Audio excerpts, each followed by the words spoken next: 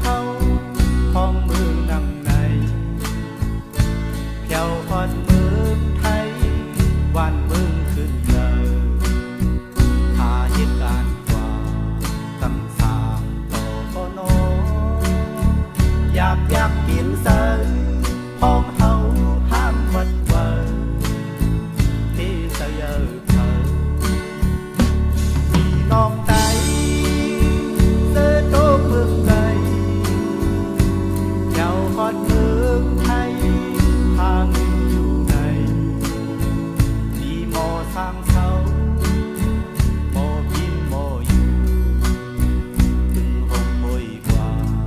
ก็อยากที่หลานเธอนั่งคือได้เฮาในเศร้ากัดเย็นห้ามเพลอดเข็น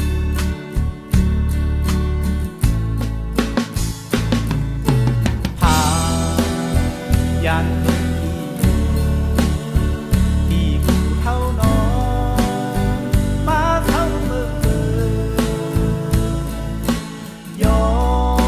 นพี่น้องเศร้าเถินบ่ฮักเยลูโดยถึงอีกบายไม่มาพึ่งดีกาถ้าว่าได้เฮามาเศร้าเมืองไทย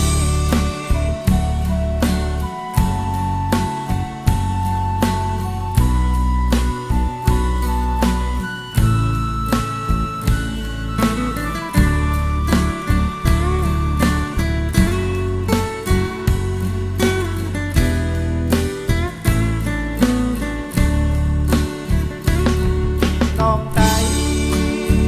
เสื้อโตเมืองไกลเจ้าฮอดเมืองไทยทางอยู่ในดีหมอสร้างเสาหมอกินหมออยู่ถึงห้องป่วยกว่าก็อยากที่หลานเธอนั่งคือได้เฮาในเศร้ากัดเย็นห้ามเพลอดเข็น